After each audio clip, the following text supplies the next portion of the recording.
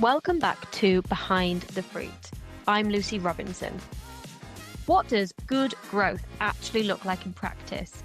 In this episode, Ele Gower explains how she's helping build market access for smallholder farmers across Africa and why purpose and scale don't have to compete.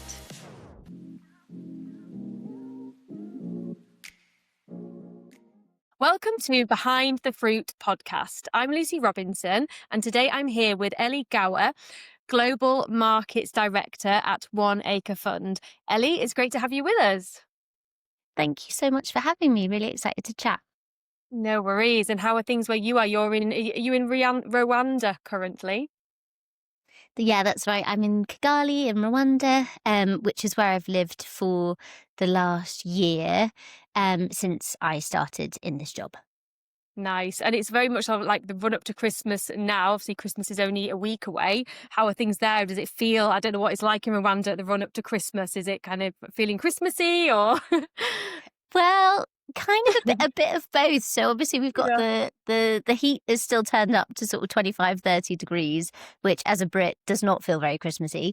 But on the flip side, there are a lot of palm trees covered in Christmas lights, a lot of the Kigali basically does Christmas lights very, very well. So I'd say I'm feeling pretty Christmassy. And I even last week had a sort of December cold, which also made me feel much more like I was at home. Not December without cold, so yeah. Exactly. Good. Okay, cool. But before we properly get started, because obviously there's quite a lot we want to talk about today, but could you start by introducing yourself? Tell us a little bit more about your career to date and really how you ended up working in the fresh produce industry, particularly in the African market. Yeah, definitely. And very happy to. So the relatively potted history is that I grew up on a family farm in the UK with grandparent always trying to, get me driving alongside him in the tractor and a lot of just love and respect for just how much hard work goes into farming in any context, really.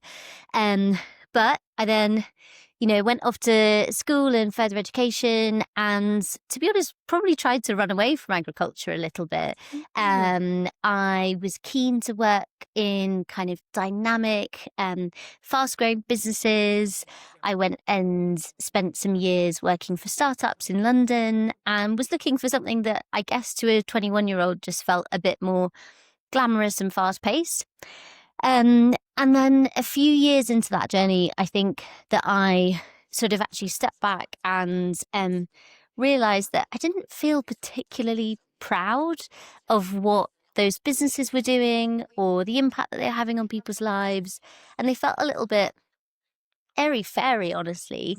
And so I basically sat down with myself and was like, is there any way that I can take what I love of working for fast-growing businesses and combine it with work that feels more real and more related to people's everyday lives? And I just had an epiphany that I should try and combine the two. And that's what I was really lucky enough to find, that the first job that I did that in not only had those two components, but also had international trade and travel as part of it. So it was working for an amazing Ethiopian business that wanted to support small-scale farmers to grow organic fresh produce and then place that around the world. And that was my first sort of launching pad into fruit and veg, and haven't looked back. Nice. And that's obviously how we met originally, was when you were working at Green Path in Ethiopia. That's it. But yeah, I mean, it's exciting, isn't it? So you just, I guess one day, did you just literally up and relocate to Ethiopia? Was it quite as straightforward as that? Or Yeah. It was quite bold in hindsight. Because this was well before COVID, but I did all of my interviews remotely. And said yes to time, I guess. using some sort of retro tool that's dropped off now. And I just thought that what they were trying to do was really amazing. And I remember actually, I remember calling my gran at the airport when I was first going to go. And I basically, I couldn't bring myself to tell my mum that I was actually quite terrified. And so I picked on my poor gran and gave her a ring. And she had such good advice. She just said, look, this is exciting enough that even if it all goes wrong, you will 100% forgive yourself, because what you're doing is being brave and going for something that could be great.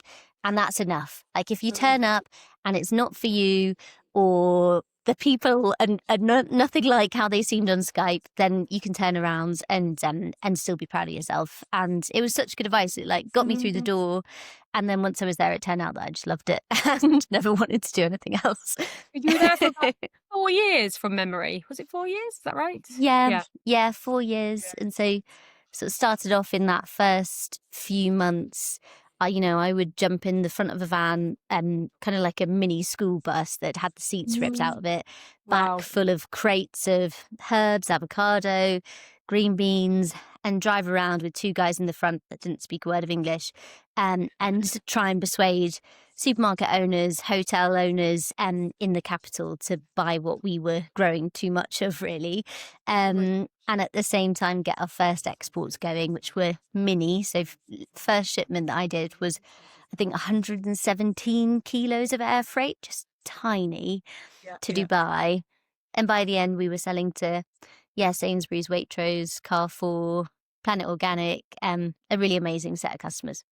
Yeah, amazing. And what an intro to, particularly to the fresh produce industry, just being, finding yourself in, Ethiopia in the back of a truck with 2 guys that don't speak English going to local supermarkets. I'm sure many people don't have the same story. So, yeah. And that's obviously really what's led you on to where you are at One Acre today.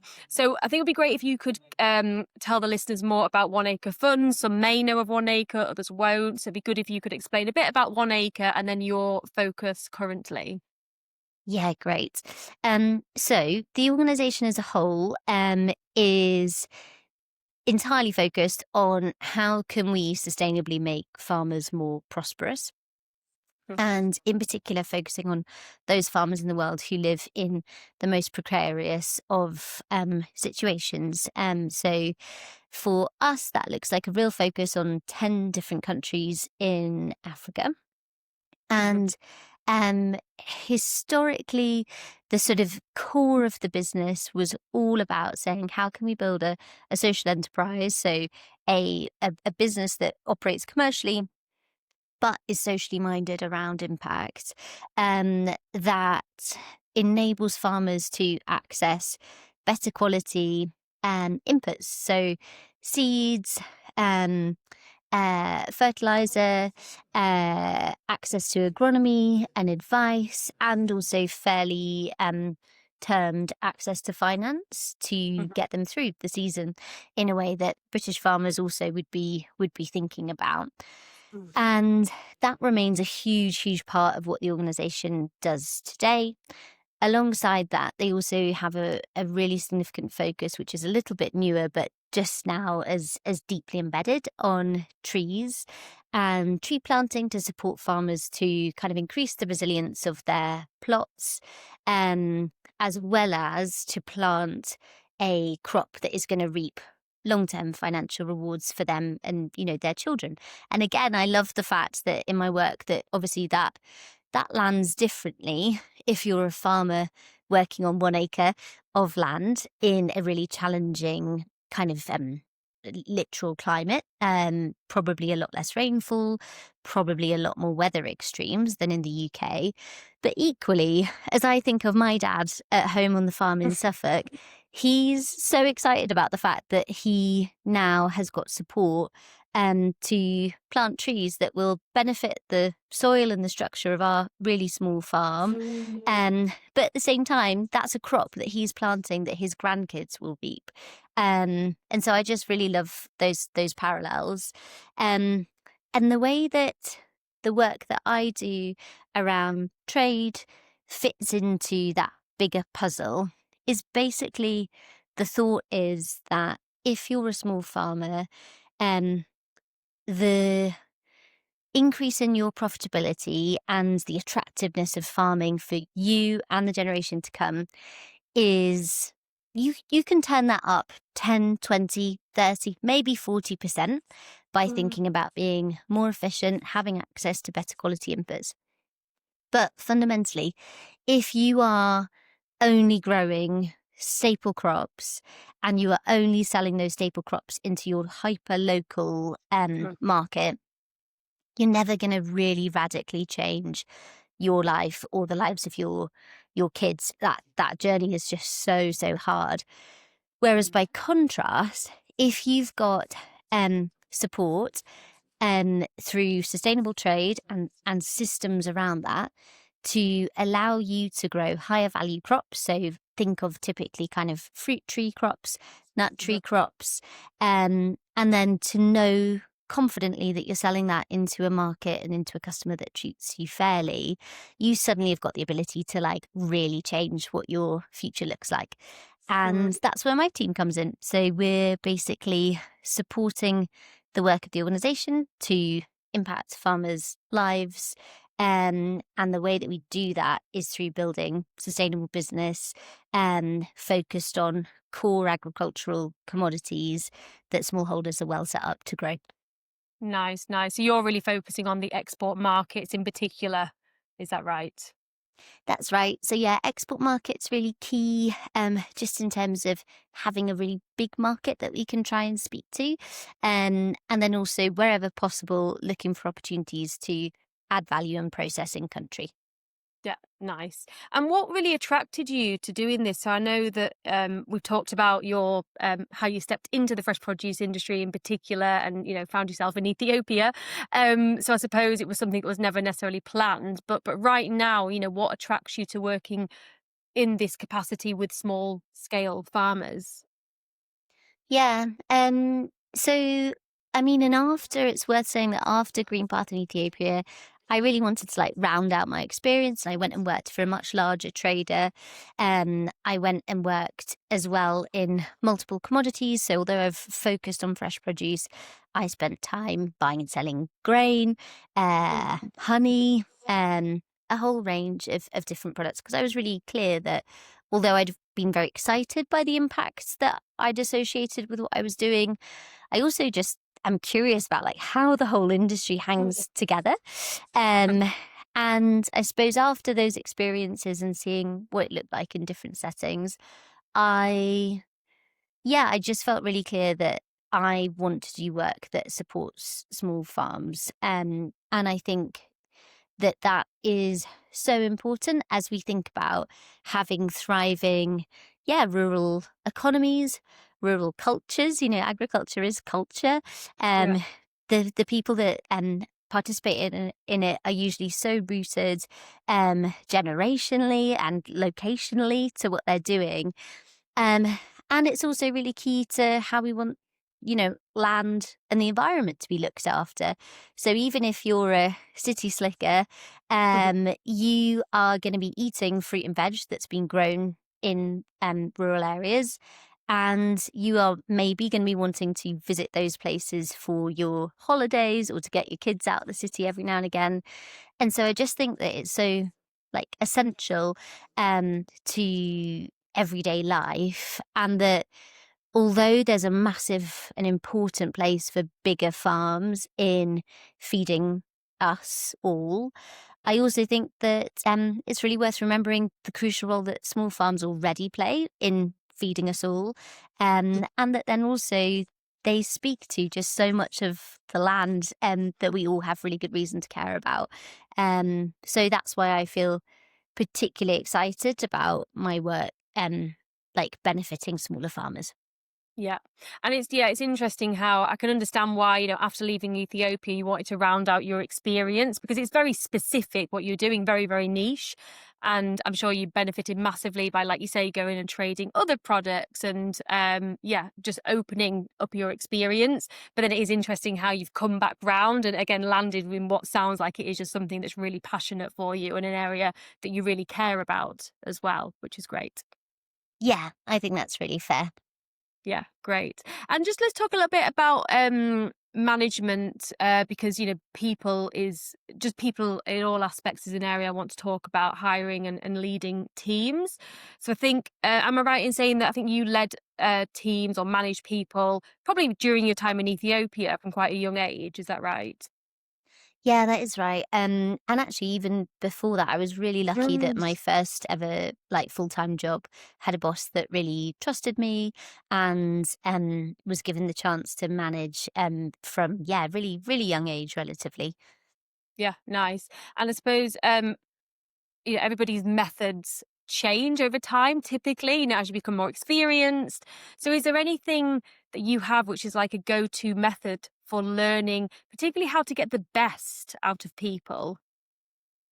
Yeah, it's a really good question, and it's definitely hard. Like, people are complicated, people are weird, we all are. Yeah. And and so kind of I don't know if I've got like a silver bullet, but I think that Yeah, what I yeah. would say is that allowing for the fact that people are, yeah, complicated and unique, and that is a joy when we think about how teams are made up, but also about how teams go out and achieve really ambitious goals. I do not want to work with a set of people that are all approaching problems in the same way and Mm, rigid in how they do that.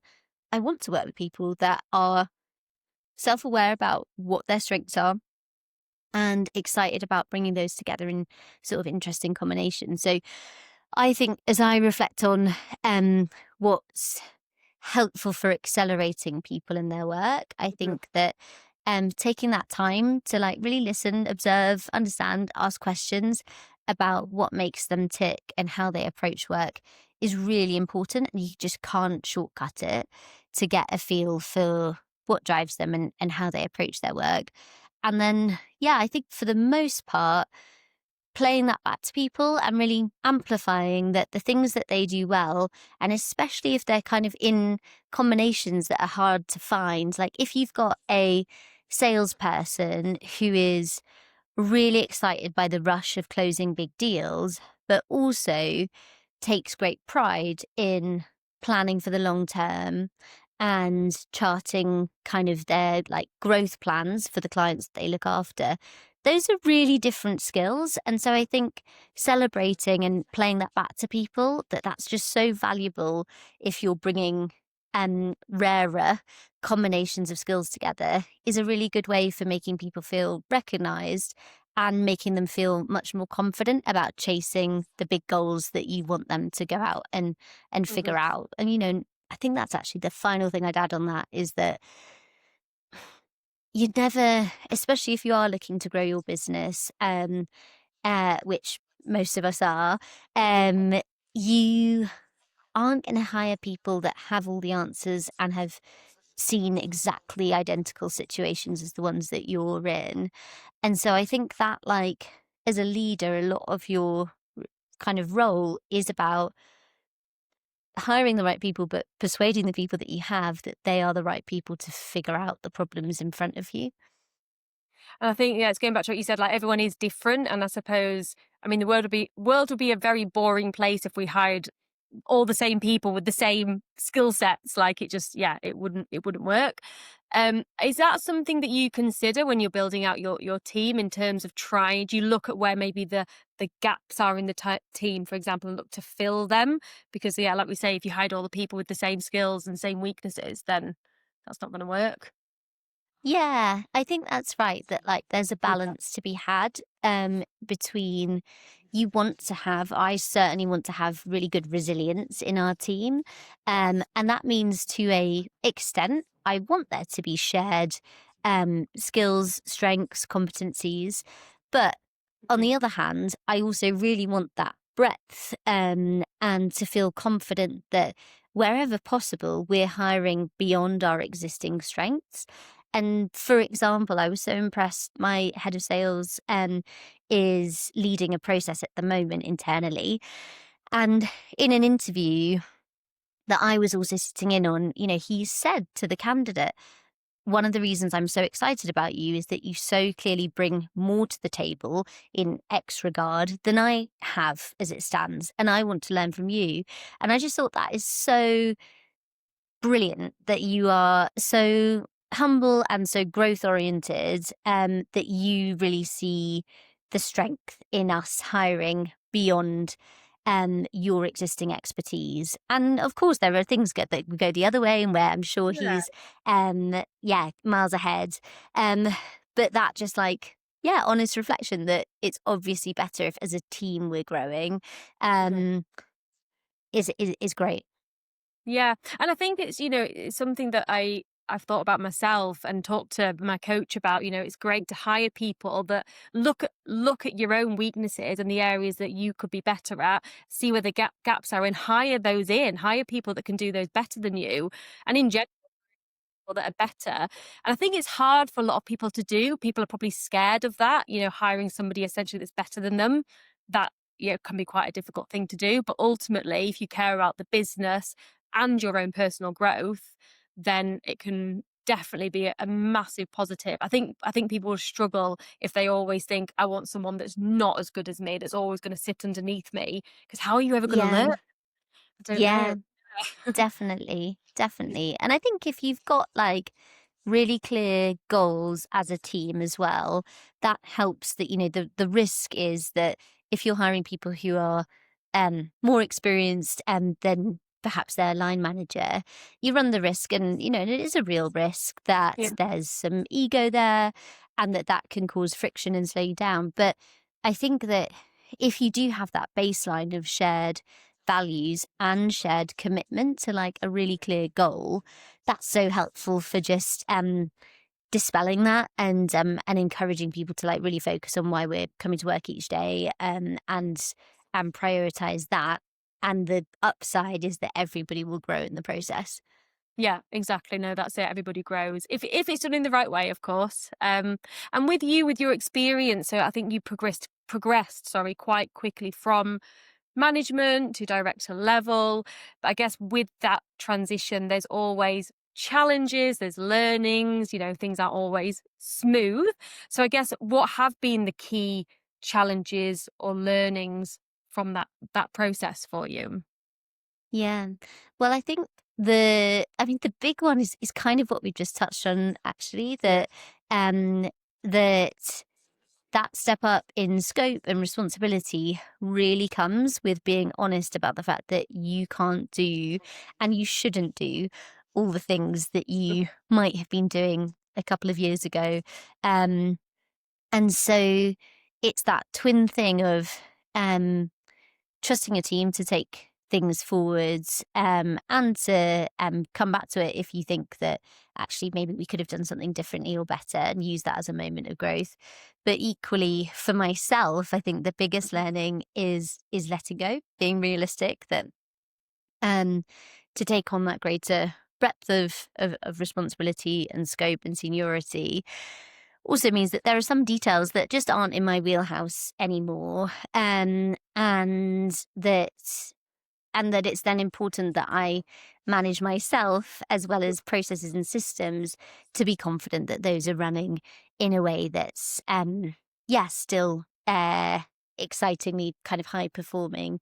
Um and I think that, yeah, the other sort of big piece I'd emphasize is just that sort of holding that scope of short term and really long term is something that I feel very keenly in this role. That I really want to make sure that my team is excited and clear about what we're doing this quarter, but also that there's a strong sense of it's in service of the next 10 years. Right. And so communicating that balance and trying to make sure that to the extent possible on that bigger long term, really ambitious view that we're unlocked and the path is clear, is a big part of where I think I can be most helpful. I think going back to what you said, that's really interesting in terms of essentially delegation and letting go, because it's something that I hear a lot when interviewing candidates, for example, that maybe sometimes at the top they struggle to let go, whether that looks like micromanaging or whatever it might be. So I suppose, is there anything that did you feel that that was something that you had to learn almost? Was it like a process of learning how to let go? Did it come naturally? Or is it something that people can train themselves in? I definitely don't think it came supernaturally. I think it took a few like bumps along the road or moments of friction Mhm. for me to be like, either, oof, like my diary is too full for me to make progress on the things I need to make progress on. Um, that probably reflects that I'm slightly getting in the way of the team, and that actually I've got such a strong group of colleagues around me Mhm. that I should leave space for them to move forward, or at the very least to make the first pass at something, and then trust that they'll tell me if they need help or they're not sure of the path forward.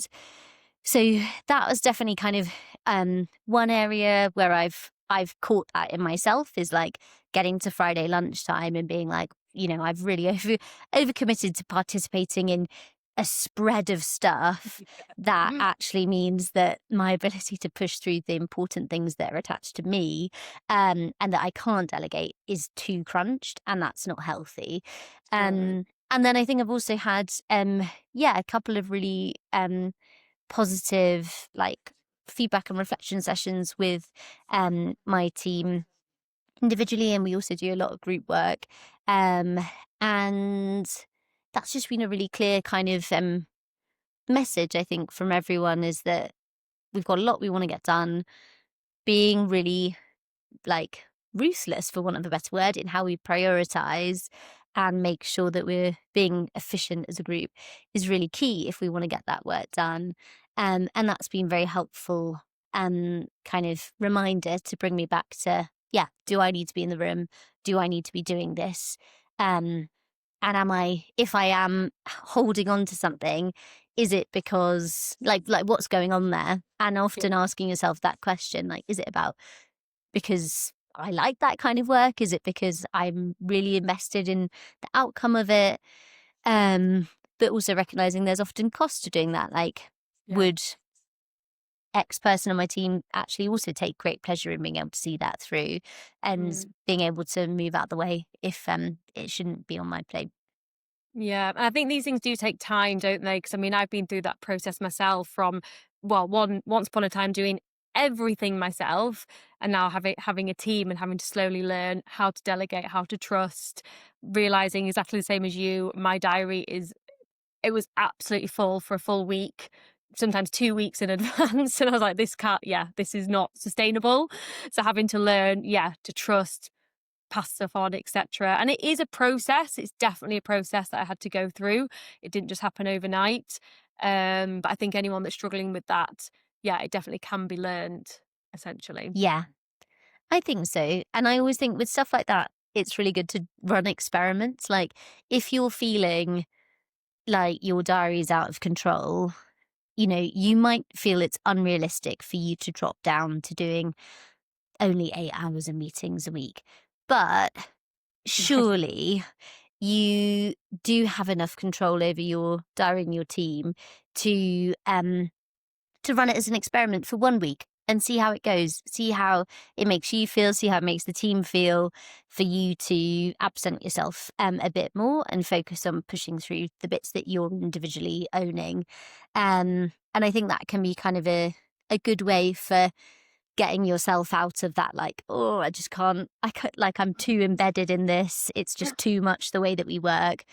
Run it as an experiment for a week, as a day, like for a day, whatever, but just try and do it differently. Yeah, definitely. Running an experiment's a great idea. And even sometimes I find just talking about it, putting out there like what you would like to happen and how you would like it to be, is almost a step in the right direction, to then it just sometimes starts to happen. So yeah, just talking about it, like you say, run an experiment, try some different things, and then see what works. Because it doesn't always work the first time, but if you keep trying, you eventually get there. But Yeah, yeah. definitely.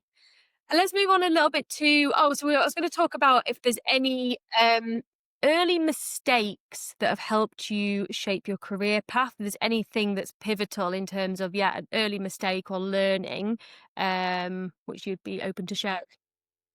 Yeah, definitely. I think the one moment that I always think of is early on in my career. I worked for a very growth oriented business where there was huge emphasis on driving revenue up quickly. And for a while, that was energizing and fun, and the team was galvanized around it. But there came a point where it so obviously, to anyone below management, which at the time was definitely me, that the team was feeling that pressure so acutely that basically standards were slipping, Mm, and everybody on the pack house floor knew it.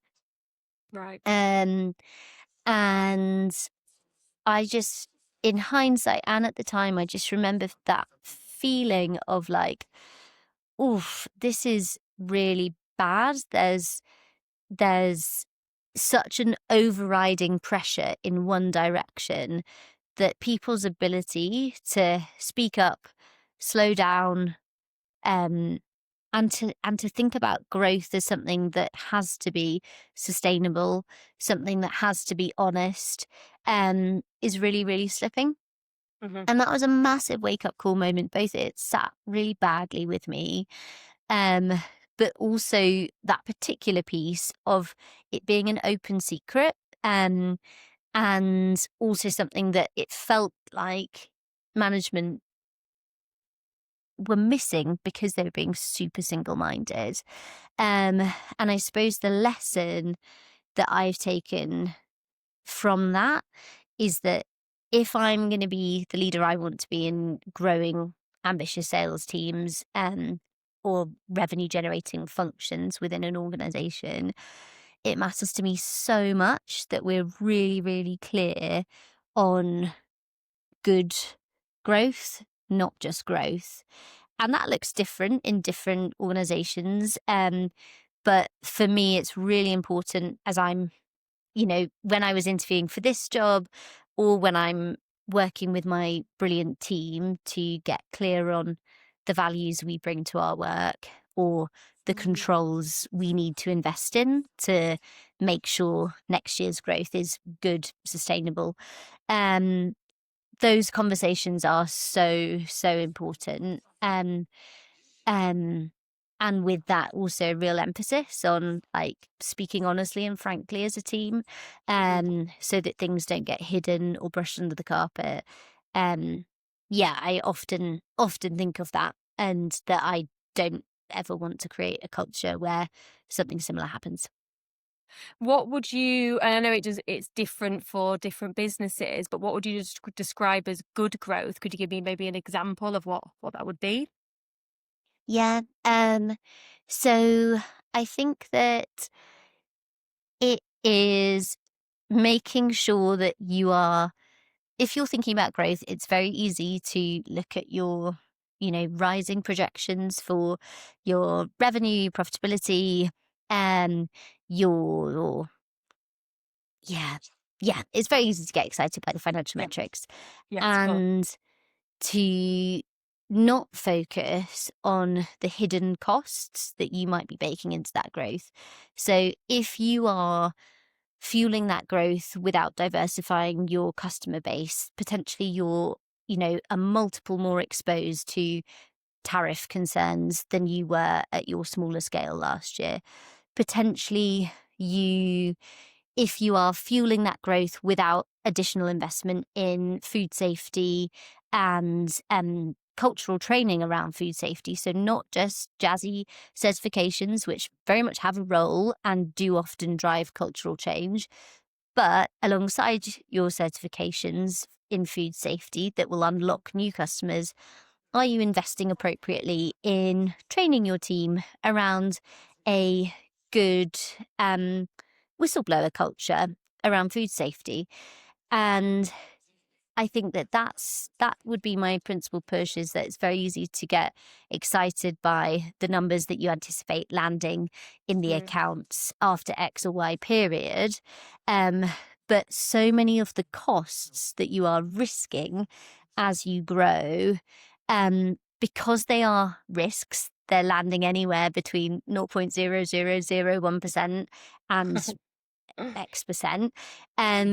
It's very easy to ignore them in your planning. And for me, a really important part of good growth is making sure that you are surfacing honestly the risks that are growing as your throughput grows too. And I think the other thing that I would say on this is that I do think that values piece is really important for making sure that people feel empowered to say something if they don't think that we're pursuing good growth. So, for example, as a team, we really invested, like, strangely early when we were 2 people, in talking about values, writing those up.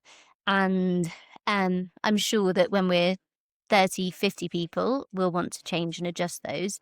But for this first period, it's been so handy. And it sounds, potentially a bit airy-fairy, but it hasn't been, I don't think, for us. It's really helped us, like, make decisions where we see tension in what we could do next, especially around this dynamic of good growth. And it's really helped us, like, commit what we want our goals for the next year to be. So I think that is a really good thing to do, and it gives your team a way to sound the alarm if they think actually you're focusing on the numbers and you're missing something. It gives them something to point to and say, I'm not sure that this level of growth and ambition is going to work with the value that we have of prioritizing people or of planning for the long term. Yeah, no, it's great. And I think for companies that aren't doing that, like you say, I think it is definitely worth looking at. I know I've in the past I worked for a business that did implement values, but at the time it felt like just words. It didn't really have any meaning behind it. So we do have our own values now, and we really genuinely believe in them. They actually have true meaning to us, and we frequently discuss them. So they come up in performance reviews, like hiring, everything. Like, we do look at the values, and they genuinely mean something to us as a business. So I think it is, important. I know a lot of companies have them, but a lot also won't. I think it definitely helps in scaling, hiring, firing, everything. It helps you to just make sure everybody's aligned, essentially. Yeah, couldn't agree more. Yeah. Yeah, cool. And coming on to that as well, because we're going to talk about a little bit about hiring. So when you're hiring for your team, is there anything that you find is particularly difficult, whether it's a particular skill set, mindset, behavior that you find is maybe quite rare? Yeah, it's a really good question, and I think that probably what I'd point to is that, in fresh produce, in any agricultural commodities, the emphasis on uniformity and standardization is really high, and it should be, in order to meet standards and expectations of international trade. But if you're trying to build a business in that space, you need to find people who have the balance of clarity on just how high the standards are that we want to reach, but also a degree of willingness to think on their feet, problem solve, and be flexible about building us up to being there. And so I think that can be a little bit of a challenge, is to find people who bring that, like, technical experience and clarity, but are also willing to join a business that is somewhat earlier on the journey, and then is driving towards that level of like exceptional technical performance. And it's quite fun because in our work at the moment we've got a real range of businesses that are at different levels there. So for example, our avocado is really significantly far down that journey of formalizing, technically compliant, to very high international standards.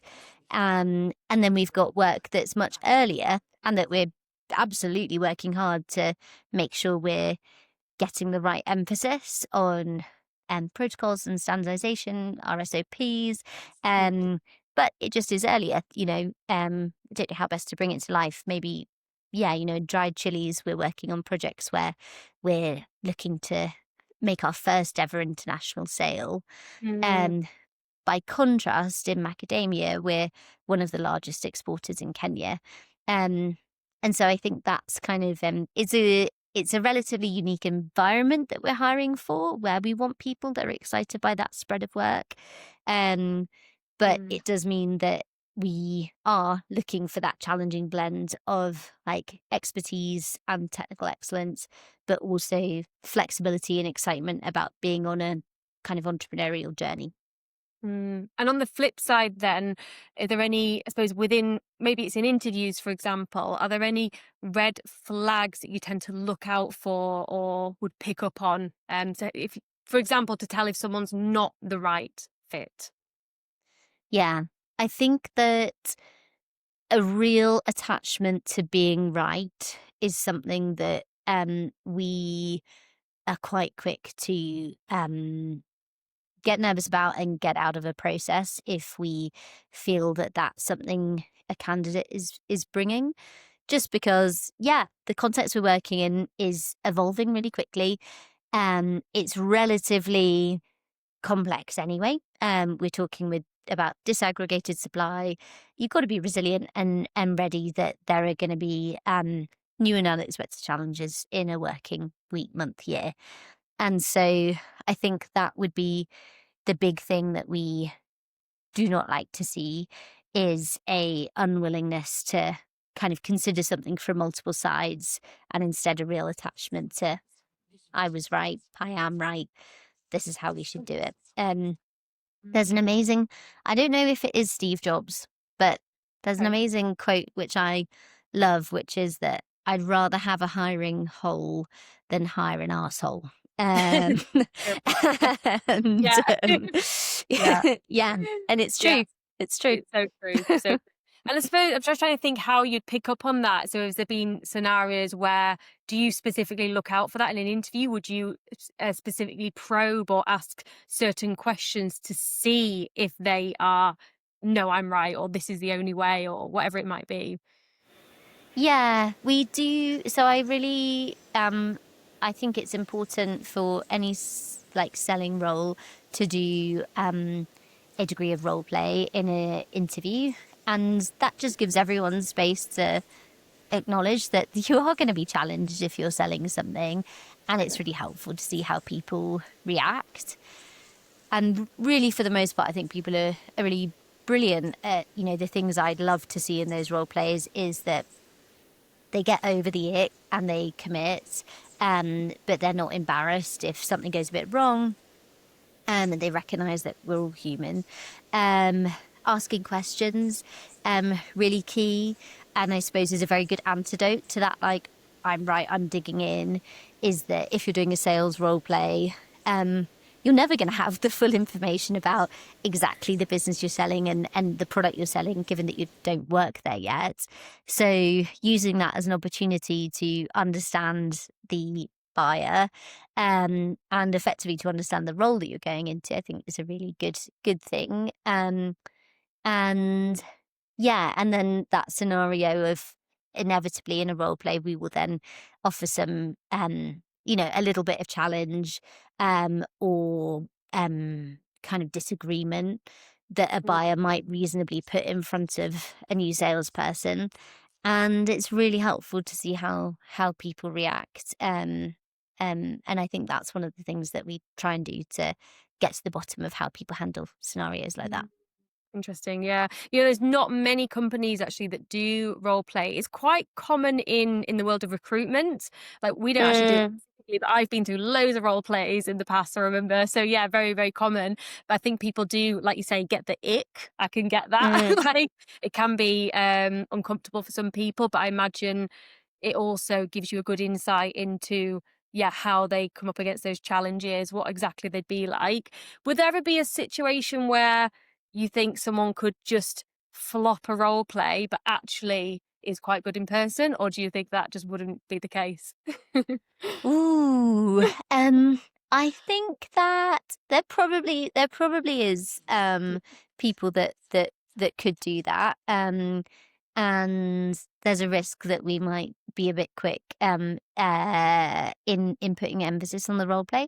I think what I would say is that even if someone, I've interviewed people who have, and I definitely have mid role play gone, "Ah, I'm really sorry, Yeah. um, but a huge amount of it is also how you bounce back. And that if you can, after that role play, pardon me, Mhm. I'll always ask, how do you think that went? Um, and that gives people a chance outside of the pressure of being like, "Ugh, this is weird," to say, like, Yeah. I thought I did this well. I thought I didn't do this so well. It made me realize that I actually don't know this about your company. I'd be interested to hear more. And if Mhm. somebody can use that experience of, I didn't really like that, but it helped me get clear on what you're looking for and how I can be part of that story, that's really compelling. And they don't need to have close to 10 out of 10s the role play to leave that conversation with me feeling really impressed. Yeah. And I think also, there's a difference between liking a role play but understanding it's beneficial, because not many people probably enjoy it, but they will understand why you're doing it, and that actually that is, beneficial to yeah, just to learn, etc., whether that's in an interview situation or training, for example, as well, where role plays Yeah. can be useful. But yeah, okay, great. And what about culture fit? I mean, that's always a tough one, particularly in an interview process. How do you have anything that you do within an interview process to tell if someone's going to be the right culture fit, particularly if you're hiring remotely as well? Yeah. So it's a very good prompt, and I think it's really important to get right. I don't think we have it perfect, and I'm excited that I think we'll keep building on this. Mm. We do always try and ask a few questions that speak to culture and values in any interview. So rather than sort of being like, we'll do one culture interview up front and then the rest is competencies, we'll try and really make it a part of every single interaction that we have, just to emphasize that it's really important to us. And I, yeah, and we, as well as asking things that try and give us a feel for how they react to the values that we hold dear, we'll also try and ask them directly what matters to them in a workplace from a values perspective, Mhm. and hear their thoughts too. Um, and I think I'd also just add that I think it is really, really important to do that work and to continuously refine those questions, because although it's one thing to have clarity on the culture and values you want to build, it's also a little bit dangerously easy to use that to hire people that are similar than the folks you already have in the team. And so I think it's one where it's really important for interviews full stop, I think, but particularly to have clarity on what questions are you asking and why, Mm. and do your absolute best to have some continuity between the questions you ask all candidates, because without that sort of formalization and um commitment to process, you risk, I think, especially on values questions, slightly anchoring to people that are like you. And that's a massive hiring risk, I think, especially if you're meeting remotely. Yeah, nice. Great. And what about in terms of I'm looking at advice that you would give. So if you were mentoring the next generation of leaders in fresh produce, what's the one piece of advice you'd want them to remember? So I think the thing that I would want them to remember is that I think often we're kept from our potential or from hitting our goals, not by obstacles in the way to that goal, but because we've got a clearer path to a less good goal. Mhm. And we, step into doing what feels more obvious and more digestible. And so I suppose my push to people coming into the industry or in the industry would be there's so much to be excited about that's dynamic and exciting and relevant about fresh produce. And so to the extent possible, like really keep your eyes on those ambitious goals and don't let yourself get distracted by a clearer path to a lesser goal. Maybe the only other thing I would add is that it also is the case that in order for our industry to be here in 50 years, 100 years time, farmers need to get paid fairly. And so in what is oftentimes a really competitive, tough industry to succeed in, holding clarity about that idea that if farmers don't get paid, we will not be here in 100 years' time is really, really important. Great. Okay. Well, thank you so much. So that is it. So that's really it for this episode of Behind the Fruit. So Ellie, if people want to connect with you, what's the best place for them to go and connect? Would it be on LinkedIn or anywhere else? Yeah, that would be great. I'd love to say hi on LinkedIn. People are really welcome to be in touch and I'd be interested to hear their thoughts. Perfect. All right. Well, thank you so much. So Ellie, thank you for letting us hear your story. Thank you so much for having me. 1, 2, 3, 4. Thanks for listening to Behind the Fruit, a podcast by LCR International. We are global experts in fresh produce executive search. Hit subscribe if you enjoyed this episode, and for more industry insights, connect with us on LinkedIn.